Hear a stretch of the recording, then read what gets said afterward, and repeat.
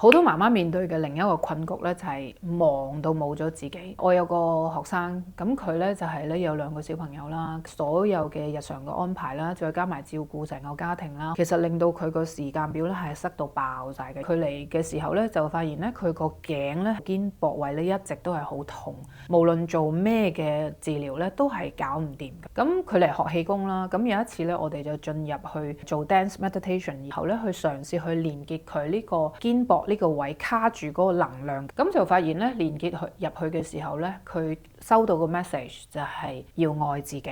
咁何謂愛自己呢？